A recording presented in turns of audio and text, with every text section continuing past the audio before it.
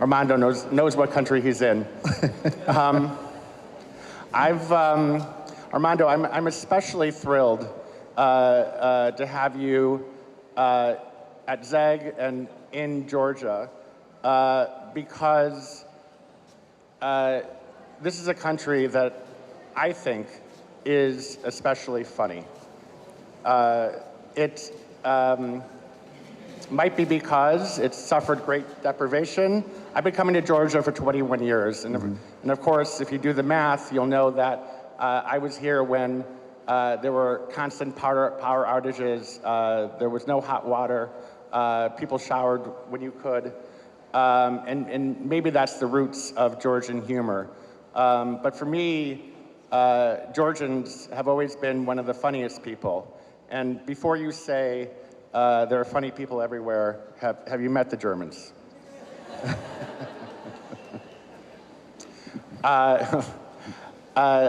So let me begin with this question, and perhaps it provides a bit of a bridge from the seriousness of scope of the last session.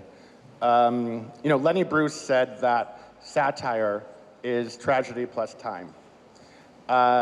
And while I have no doubt that you could unpack Trump or make mincemeat out of Boris Johnson, I wonder, could you do anything right now with Putin?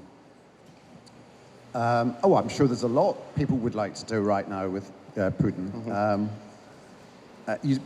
Hello, can you hear me? Yes, is that on? It's on. You mentioned comedy's tragedy plus time. I'm just worried about the time bit. I think time is, there are so many huge, appalling possibilities in front of us that the idea of waiting seems less inviting than reacting now. So I think comedy's become much more journalistic, actually. It's become much more immediate. We're responding to events as they unfolded. And it is interesting how something tragic also can be a comic element to it unintentionally. We saw something as terrible as the collapse of the dam in Ukraine a few days ago. But I came across, somebody posted up on the internet last night, an extract from a news program in Russia where they have a lot of kind of middle-aged men in a sort of circle all shouting, and that's their panel of experts as they kind of commentate on the events of the day. And they all forgot that they were meant to be blaming Ukraine for the collapse of the dam, because one of them said, as a military expert, I say this works well for Russia because it stops Ukraine from advancing. And the host was going, no, don't, no. And then a military expert said, yes, in a dam, it would be very easy from our point of view to bring the dam down because all you have to do is put explosives here, and then no. And the poor host had the look of kind of sheer terror in his face as he realized that this whole trip was giving the game away, and the only thing he could do was say now for a commercial break, and then we're going to hand over to Tucker Carlson, sacked from Fox News, who he spoke of as the voice of truth. And that, so against the tragedy of 4 days ago was this summing up in 60 seconds of what was behind it. And, you laugh at it, but there's a kind of laugh in terror at the terror they're going through. It's interesting that you invoke journalism. As the powers of journalism and the ability of journalists to be gatekeepers, we all know, has decayed. Is comedy and satire to save us? Well, I would say, when you make a joke about a certain subject, that's not you belittling the subject. It's just you seeing another way into it. And there are certain subjects that are so complicated or so revered or so difficult to approach emotionally because they're in many ways too hard and too emotional, that actually if if making a joke or taking a comic approach to it allows you a different way into that subject, then I find that's what the value of comedy is. Yeah. So when you read the news, and for years you did a show where you sort of unpacked, a comedy show where you were one of the participants unpacking the news. Do you read it and think, is it story discovery for you? Is it, do you think this is a script? This is something I need to do a project on. Well, I mean, things suggest themselves to it. I mean, I mentioned at this session the other day that, when I did The Death of Stalin, it was really because I was thinking of doing a film about a fictitious dictator and a present-day one. But then, I was sent the graphic novel, The Death of Stalin, in which it was all laid out in front of me, and I just thought, but this is the story I want to tell, and it's true. And actually, the more we did our own research and delved into some of the details of what actually happened on the night of Stalin's death, the more the funny elements were, the more they had to go in the movie, because it was the truth of them that made them funny. The fact that, when he fell over, had a stroke, made a noise, the soldiers were too frightened to knock on the door and see if he was okay, because they were frightened they'd be shot, meant that he lay there all night. The fact that the party commissariat came and were too afraid to be the one to call the doctors in case they made the wrong decision, so I had to wait until the entire committee had assembled. And then they were too afraid to decide which doctor it would be, because Stalin had put some of them on death lists. And so Stalin was in effect killed by his own terror, terror he imposed on everyone else. Now that to me is both tragic and deeply dramatic and emotional, but also there is a farcical, hysterical comic element to it. Was Death of Stalin screened in Russia? It was screened in Russia. It was by becoming the most illegally downloaded film in Russian history. It did get a certificate from the Ministry of Culture, which we were surprised about, but great. It was, the distributor in Russia was all set to put it in the cinemas. They dubbed it into Russian they did a great job with Georgian accents and Ukrainian accents and, the right accents to each member of the cast. And the night before the opening night, it's very Soviet this, somebody in the Ministry of Culture panicked and withdrew the certificate. And this is the most Soviet thing, they then issued a letter written by 100 cultural figures in Russia saying that this film is of no artistic merit whatsoever. Which I wear as a badge of honor. There's my poster. But Russia of all countries is not the sort of place where you would assume people will not find something online. And so it became the most illegally downloaded film in Russian history. So more people saw it probably than would have if we'd had the normal release. Here it played to pack houses. Right. And this is your first time in Georgia. Yes. I am going to guess that the film came up in conversation as you met people here. Yes. Could you tell us what kind of conversations have you had? Well, I think people found it, I wouldn't say therapeutic, but as a sort of release point, I suppose. I'm intrigued as to how Stalin is regarded here still as, obviously, a famous figure from this region, but also the consequences of his actions are such. So I know that there's a divide, but I'm grateful that it got an audience here and an enthusiastic one. Yes. Yeah, I think a very enthusiastic one. But Stalin is, still resonates among some people. And you made the film back in 2017, so you've thought about other things since, but being in Tbilisi, being in Georgia, has it made you at all think anew in any ways about the historical, about Stalin as a subject matter? Well, look, this is something that I've said before, that I have great good fortune to live in a country where still, if I make a joke about something, if somebody objects to it, I'm not going to be arrested.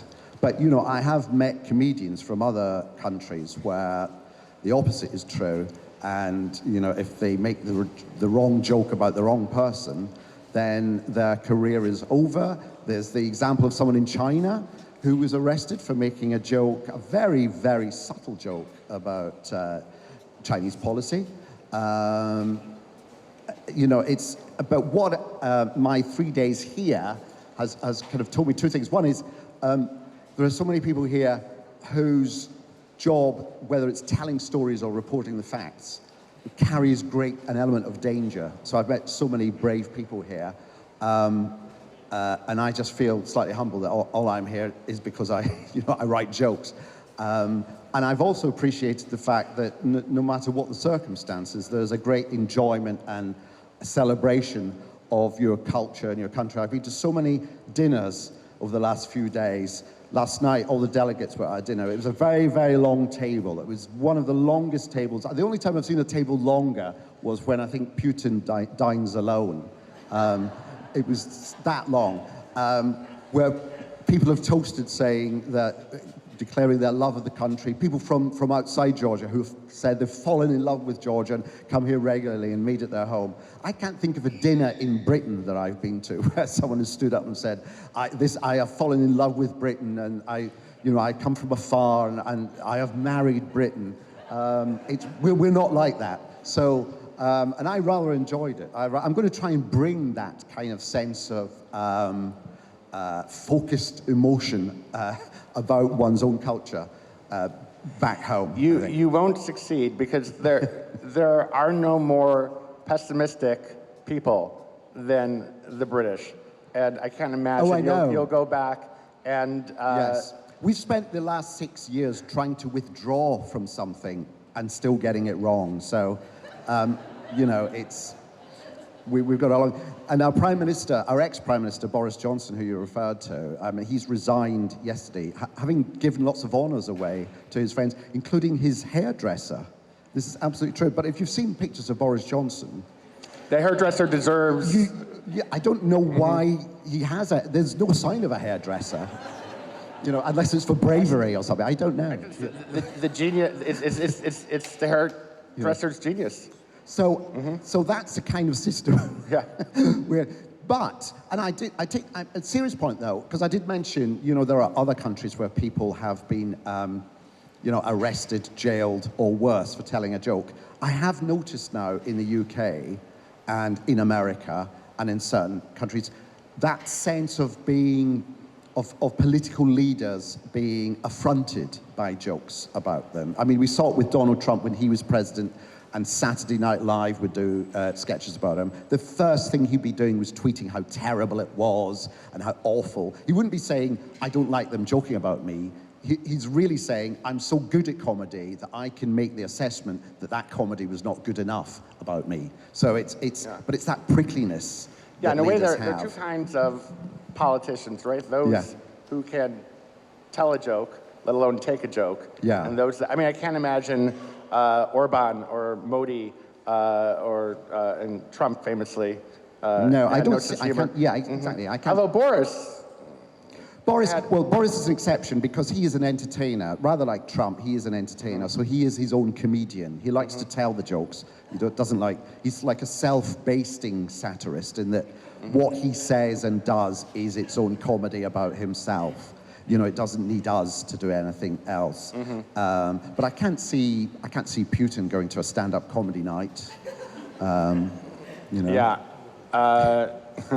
Although the comedian on stage could have a field day if he did. It would be his last day, but yeah. Armando, tell us what you're working on.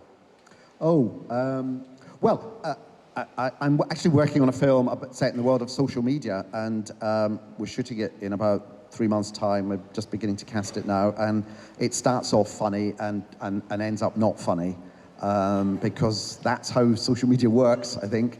The only thing I do is Twitter, but that's become really unfunny over the last 6 months or so. And so that's it. But I can't say too much about it because it's still, we're still in the process of finishing the script and getting it all financed and so on. But that's going to take up my waking time next year. Yeah. I know you were at the first session of ZEG, where social media was the topic. It sounds like you're engaged with the topic. Tell us what's your hot take? Well, I mean, I was very taken by something Chris Wiley said in that session, which is that, you know, for the last 10 or 15 years, that these large companies, the Facebooks and Googles, have been using us as an experiment. That's fundamentally, normally, you know, a large company tests its product behind closed doors, and then when it's ready, it puts it on sale.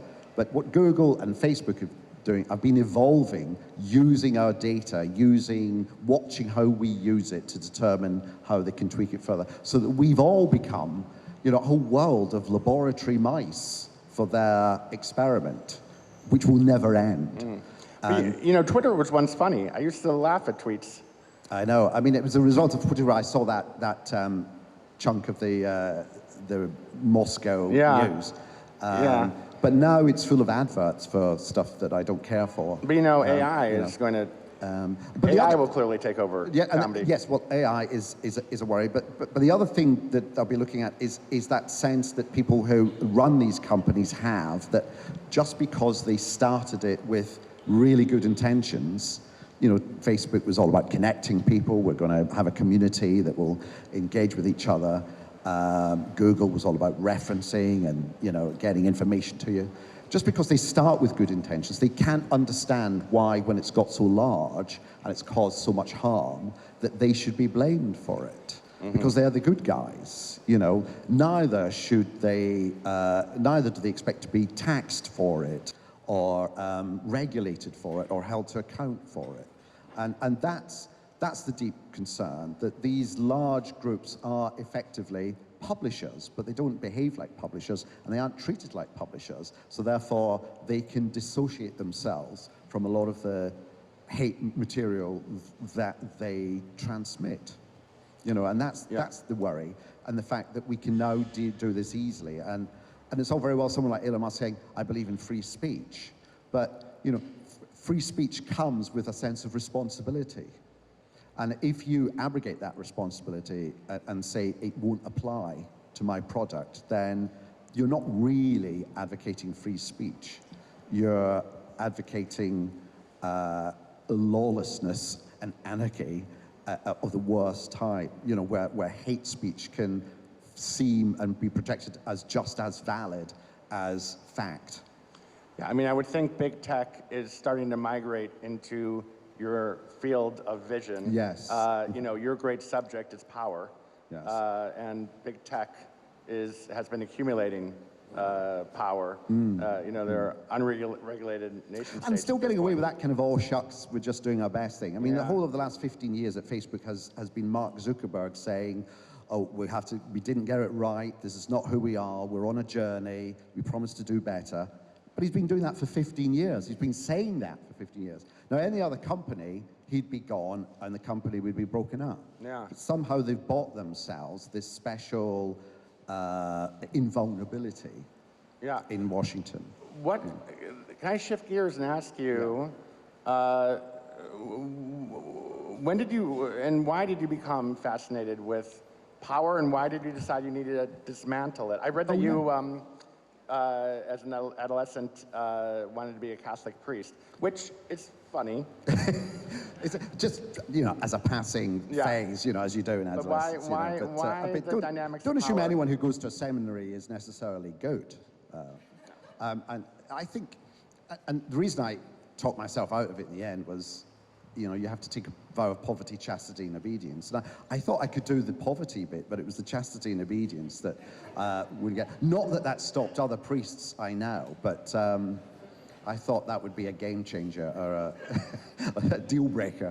So why power? But why power? I don't know. I've always, I enjoy the drama of it. I enjoy the spectacle of it, and then maybe as I've explored it more, you know, I've just realized that it matters. I mean, that's what's happened in Ukraine over the last year or so, I think has woken a lot of people up, not just to what Putin is really like, but it's woken them up to the fact that there's a real world out there. We've spent so much time looking at our screens and playing our games and getting absorbed in our streaming entertainment that I think we kind of thought, this is actually quite a nice life. I don't have to worry about the world outside. And I think what it's done is it's made us realize that actually it's about, there is a real world out there with real implications and that requires lots of proper connections, not just the Facebook connections, but the proper connections. And I think as I've looked at these subjects more and more, so I did Veep in looking at Julia Dreyfus playing the vice president, then the president. I did a British show set in Whitehall and called The Thick of It. And as I get closer and closer to examining how these structures work, you realize that actually, it's human beings that are behind it, that very often behind these grand buildings, which make you think that the people in them know exactly what they're doing. When you get inside them, you realize they don't. They're making it up as they go along. They're just like you and me, really. They're really stressed and hassled, and they've got to come up with a decision by the end of the day. And I found out all sorts of things when Madeleine Albright was Secretary of State under Clinton. She taught her staff what she called bladder diplomacy, which was how to be in a meeting for up to 8 hours without having to go to the bathroom. Because the premise was that the moment you leave the room, you leave power. You know, if you go to the bathroom, in those 5 or 10 minutes, something might have been decided that you weren't party to. And when I was researching for Veep and for my film In the Loop, you know, I went to the State Department, I went to the Pentagon, I went to the West Wing, and you saw the dynamics of power. You saw the West Wing is just everyone thinks is grand and spacious, but it's actually a burrow of lots of very narrow corridors and small rooms. But people want to say they work there, so they'd rather literally have an office in a cupboard, which was Obama's right-hand man, Reggie Love, had, or as I saw one 4-star general sitting on a chair like this, but in a corridor with his briefcase and a laptop like that with his knees up, and that was his office, because he wanted to tell his wife and friends that he worked at the West Wing rather than a more spacious office across the road. So it's all about that status anxiety that people have. I was told by someone that I wanted to see the State Department because my film was set in the State Department. I was told by someone, oh, you can get in easily. Just say you're from the BBC and you're here for the 6:30. So I went up to the heavily guarded reception and said, I'm from the BBC, I'm here for the 6:30. And they went, oh, it's through there. So I got in and I was wandering around the State Department thinking, well, I ought to take some pictures really because I want to make a set that looks like it. And so I was taking some pictures thinking, this is highly amusing, but it's also international espionage. And then a large guy came around the corner and went, excuse me? And I said, BBC, I'm here for the 6:30. And he went, oh, it's just over there. And I went through. And so it's experiences like that that makes you think that all these, you know, grand edifices actually contain people. We're all people. We all have our faults and failings and fallibilities and so on. And it may look to you on the outside that like they know what is going on, but they don't. Someone told me, just the last point on this, someone told me in the invasion of Iraq, in the end, the CIA got more intelligence from the Baghdad newspapers than they did from their own agents on the ground.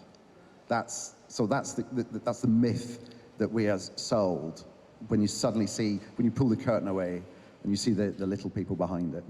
Yeah, and that fascinates me. That's what I want. I live in Washington, D.C., and I want you to know I can't pass the White House because of Veep. I can't pass the White House without thinking there's an awkward pause going on right now. And with my little joke, I lost my train of thought. Do you think there's a role for satire let me phrase it differently. Away from power, where would you like to set your sights? Oh. Mm-hmm. Well, it's not just power I look at, really. I mean, I don't wake up every morning thinking... How will I dismantle power? Yes, who will I satirize today? I just, you know, I've always had and any comic will tell you this, I've just always had an attitude which is seeing the slightly absurd side of things, you know. So maybe it's being, you know, an Italian in Scotland and a a Scot in England and a Brit working in America, you know, always partly inside and partly outside, and being able to kind of detach yourself a little bit from what's going on, but yet still feel emotionally connected to it. I don't know. It might be that, but it's not that. You know, this is a storytelling conference, and I always, in the end, it's what's the story? You know, what is the story? The reason I did The Death of Stalin was because I originally wanted to do a kind of warning from the past about what might happen in autocracy, not expecting it to happen. And not just with Putin, but, you know, Trump was elected just as the film came out, and this attack on truth, I suppose. So it's, you know, I think, you know, I think what is funny, but so what is important? You know, and what are the important elements happening today? Is it, and it's not just the great big power structures, but it's, you know, it's the abuse of language. It's the fact that, you know, on the internet now, it's difficult to tell truth from fiction, from something made up. AI is going to contribute to that. What happens when we no longer believe anything anybody says? You know, that's a fundamental, huge issue. I'm sure there's a funny approach to that as well. Yeah. But that's it, you know, so, and you see it in the war, you know, you're not allowed to call it a war in Russia. You can be arrested just by using the word war. It's a special military operation. Yeah, and how will that play out when they can't say that what is happening in front of them is happening? You know, what is the language they're going to use when, you know? Yeah, I mean, language is the satirist's great tool, Yeah. right? Yeah. And it seems to me that that tool is being blunted because language has been so instrumentalized in ways we almost don't recognize. Yeah, the fact that you just by Trump, by calling something fake news, means that half of the population of America now assume that it was false. Even if it is footage of people raiding on January 6th the state capitol, just saying they're tourists out for you know, an afternoon stroll, taking in the sights. You know, and something kind of worrying has happened there, that we don't seem to have the tools at our disposal to indicate how false that is, you know, in a persuasive way. You know, we can say it's false, we can say it's a lie, but why aren't enough people realizing that it's a lie? You know, that's, I don't have the answer to that, but that's something that concerns me, the fact that we, somewhere along the line, we're not getting it right, you know, in terms of how we report the real world. Yeah, we're certainly not. Yeah. So I think about 30 people came up to me today and said, I need to ask a question of Armando. So I thought I would open it up early to, I'm not the one with the microphone, but go ahead. Hi. Oh.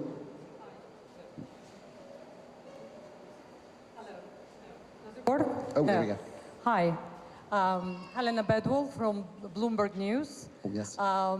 First of all, hello from my son, Ian Bedwell, who is the Bristol University Film Academy graduate, and he's the biggest admirer of yours. Oh, right. Yeah, Hello, especially Ian. in the loop. He showed me, because I'm a journalist, he said, this is you, Mom, let's watch this. So, anyway, the question I have about, of course, Death of Stalin. As a Georgian, I want to ask you a question. Have you been to Gori? No. Well, there you go. Then you won't be welcome there. So, because no, it's a joke, of course. Because you know, every year on the day of death of Stalin, my colleagues and I, they agree. We all go do a little report every year. Cameramen, we film the parade they do there, or we go visit the people who are. Who have at home Stalin memorabilia, they admire. So, and every year we do a report and they ask me a question before we leave. Make sure you do a good report about Stalin. So, to be honest with you, the question is that in Georgia, Stalin still very much so, it's a taboo. Young people, yes, we talk, you know, they talk about it. No Georgian scholar or a famous someone says something about it because they have a chip on the shoulder about say something about Stalin, because elderly parents will attack them.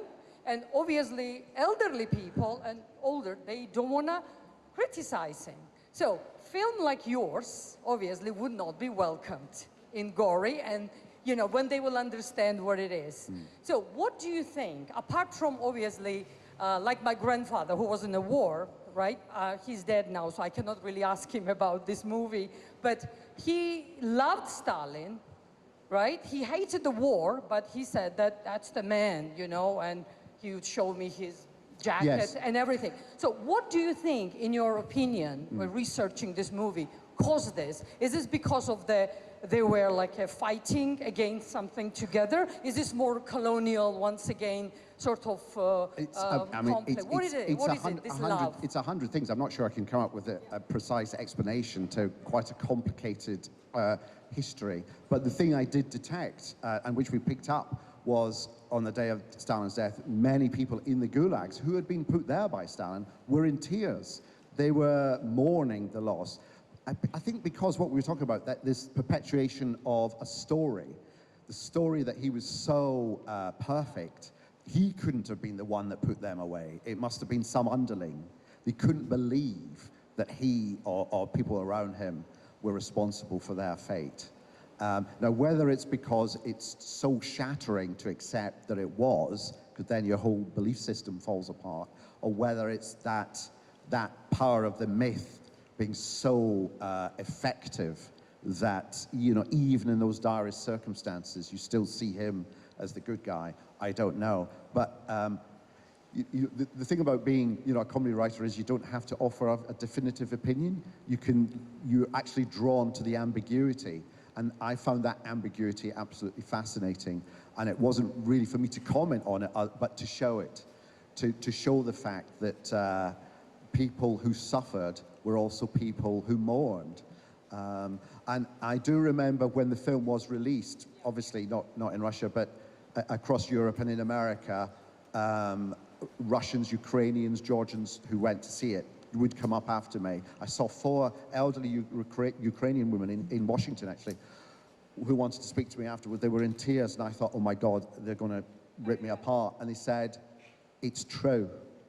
It's funny, and it's true, and it's funny because it's true. And the only way to process what happened was through jokes, was through a comic look at the absurdity of those conflicting emotions that were going on.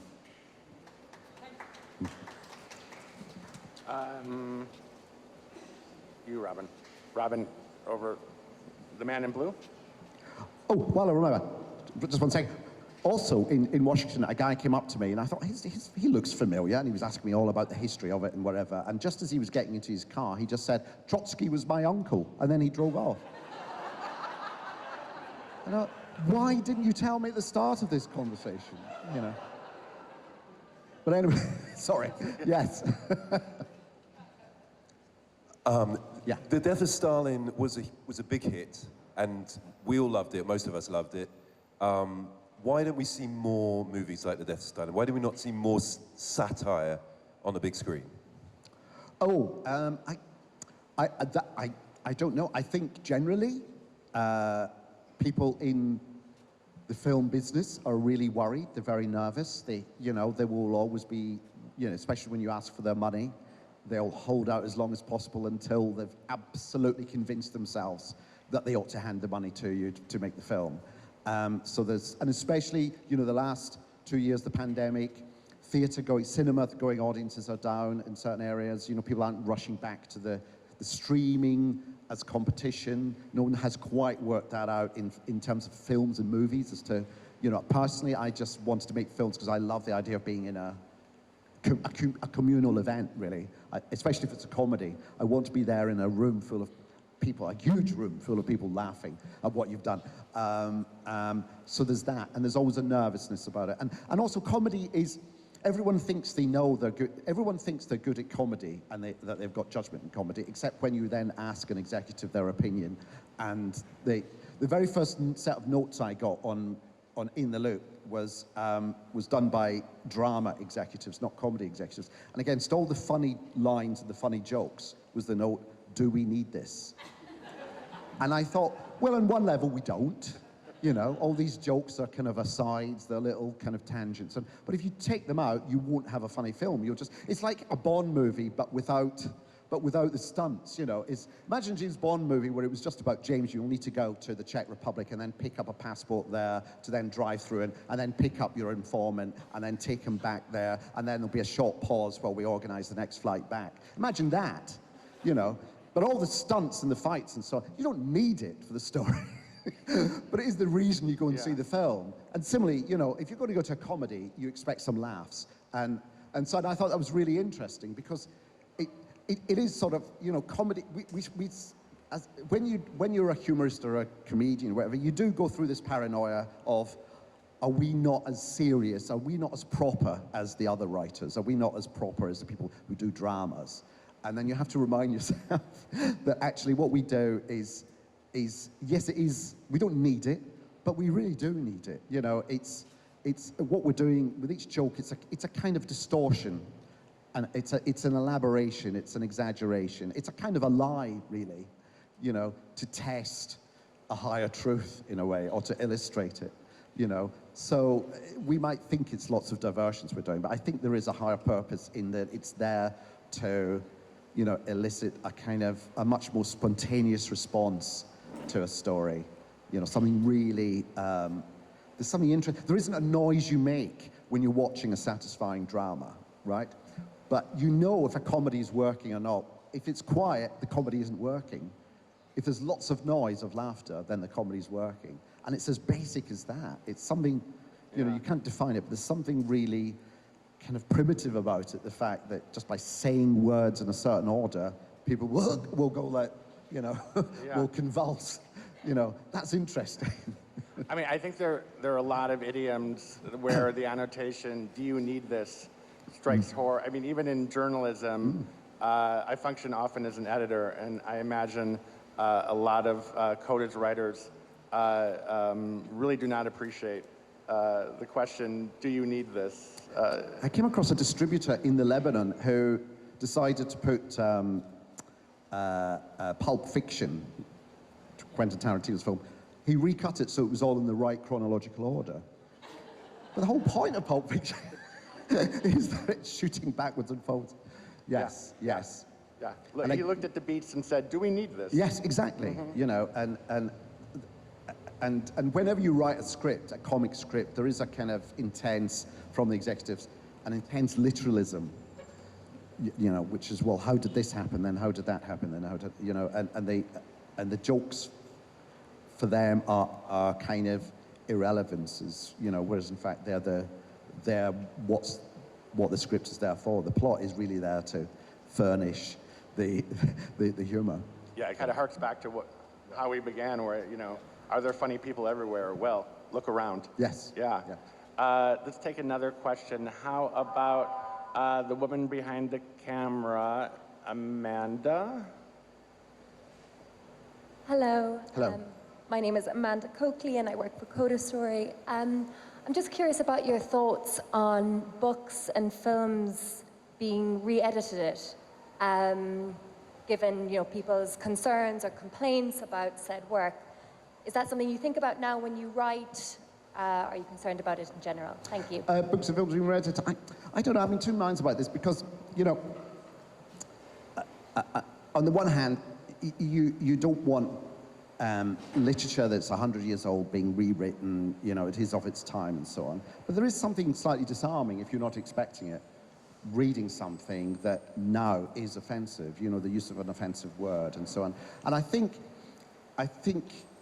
especially in you thinking of like children's books like Roald Dahl and so on, I think the thinking behind it is they want new readership not to be put off reading, and if you're going to pick up a book with offensive language in it, that's going to stop you, you know, reading on. I think that's the thinking behind it, and it's a very sort of subtle, specialized application of it.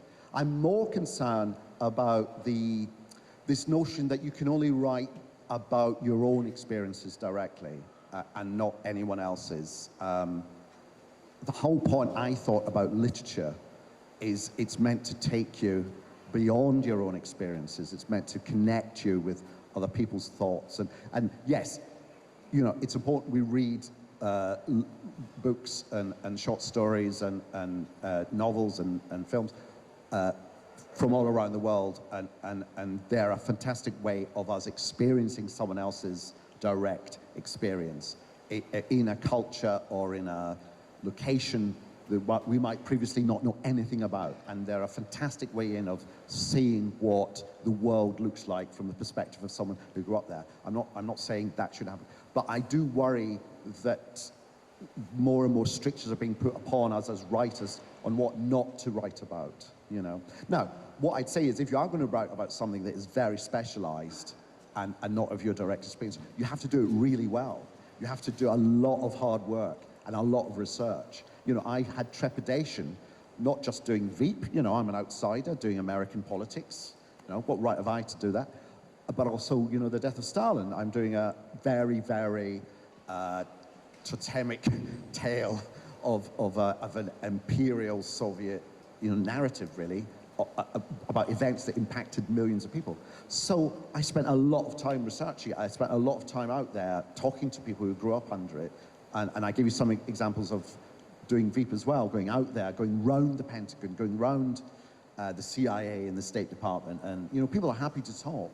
And so I think you have to work harder at it if it's not directly about your immediate circumstances. Yeah, it sounds like you did reporting. Sorry? It sounds like you did reporting. Reporting, yeah. Yeah. I mean, it is that, and it's not, you can't be lazy about it. That's the thing. You know, if you want to get it right, and you want to avoid the kind of criticism from someone saying it wasn't like that, then I think you have to work harder to get that accuracy. Yeah. Let's have another one.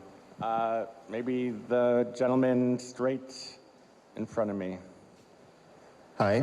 Hi. Thank you, Mr. Greenberg, for being an amazing moderator today. Hi, Mr. Iannucci. Thank you for making Jeffrey Tambor say, "You can all kiss my Russian ass" in your movie.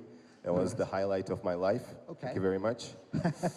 I want to ask you one question about your genre, because all your major work, like Weep, In the Loop, Thick of It, The Death of Stalin, they are all strictly political satire, right?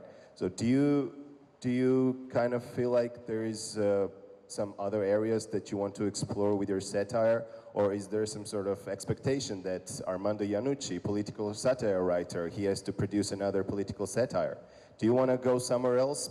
Like, I don't know, maybe one example I can think of is Adam McKay, who does a lot of political satire, but also goes into different places. So is that something that's on your mind? Would you go somewhere else? I Thank you. absolutely understand how my international work has been of that. No, but at home in the UK, I've done other stuff. I've done more about human behavior, and there's a character called Alan Partridge that's been going for like 30 years in the UK, played by Steve Coogan, that we've been working on, and things like that. So I don't actually, I understand where the label comes from and why it's applied and why that's, you know, a useful way of labeling me, but I don't, as I say, I don't wake up feeling satirical or thinking I'm a satirist. I wake up thinking, what do I want to make today? As I say make because, you know, it might be something I want to write, or it might be something I want to direct or whatever.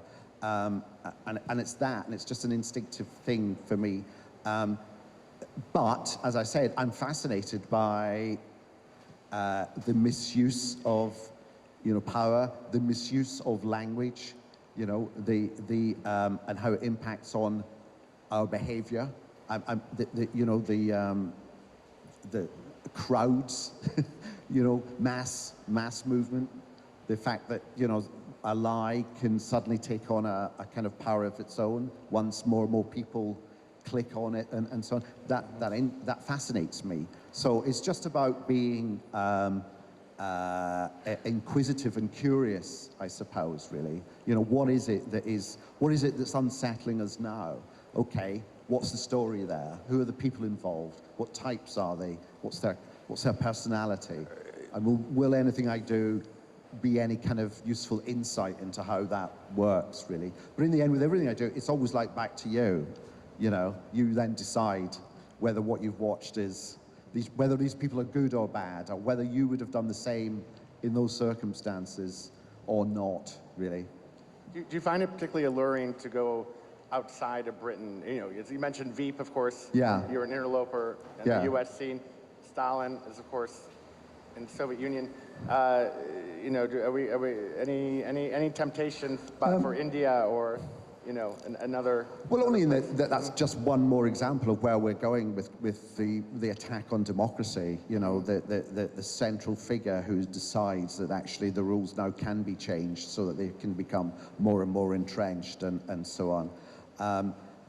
There's that. I think also, I don't know, it just struck me that so much of what anyone does who calls themselves a writer or an artist, so much of it used to be in reaction to what's gone before, you know, whether it's, you know, influence or in response to an event that's happened and so on.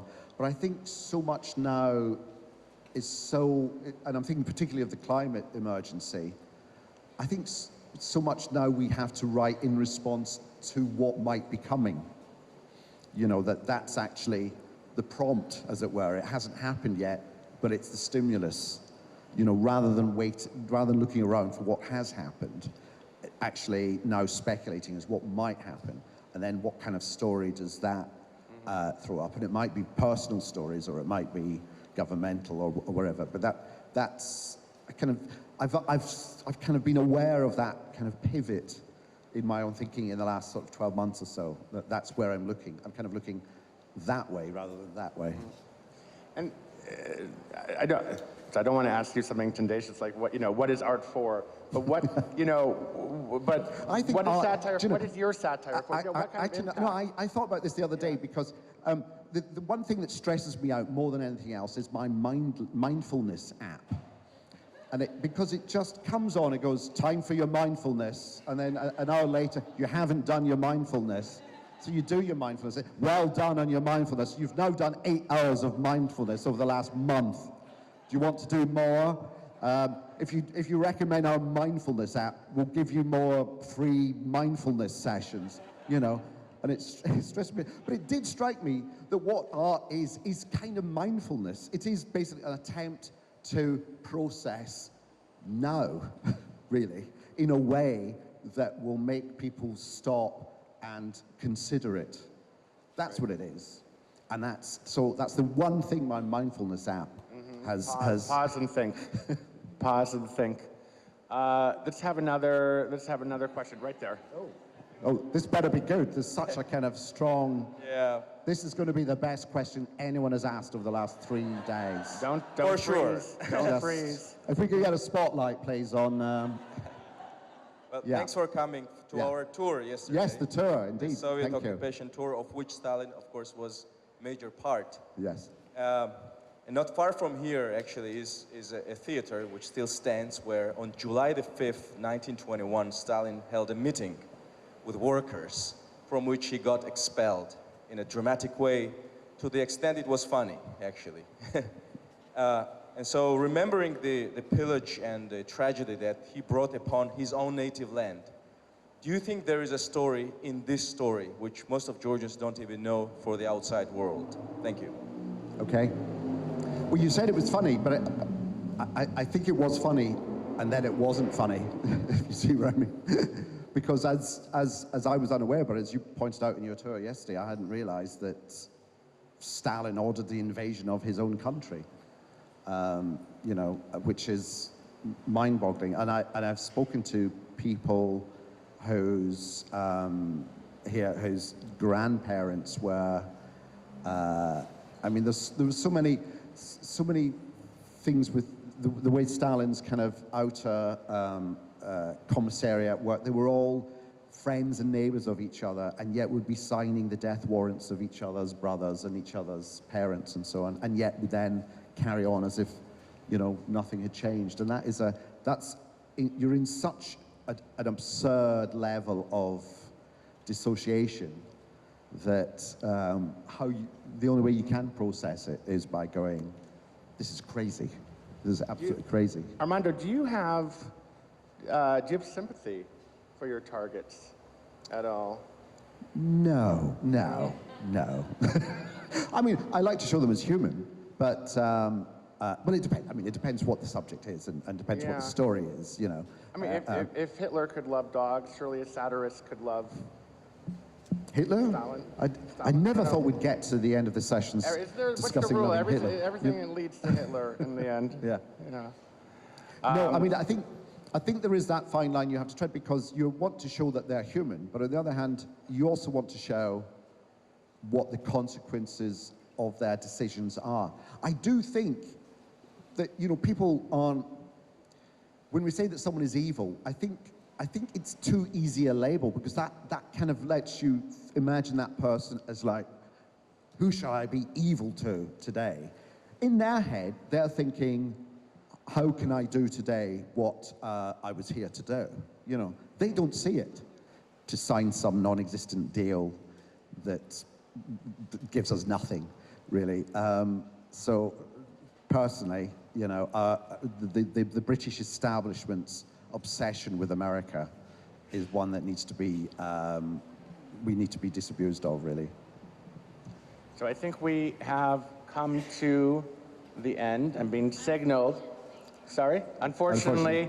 No, actually, it's not so unfortunate because you know what? If you've seen this man's work, you know he's created planets of profane insults that, you know, God forbid I asked the wrong question. I could not imagine what would have come out of his mouth. Well, there are children here, so... There are children here. You know. One of my prized possessions, we shot a lot of the death of Stalin in Ukraine, in Kyiv, and I was presented by the production company at the end with a T-shirt that said, "Fuck Putin, film in Ukraine." So that's one of my treasures. Now we have Armando. He emerges. We have met him. Thank you so much. Thank you, Armando. Absolute pleasure. Thank you, everybody.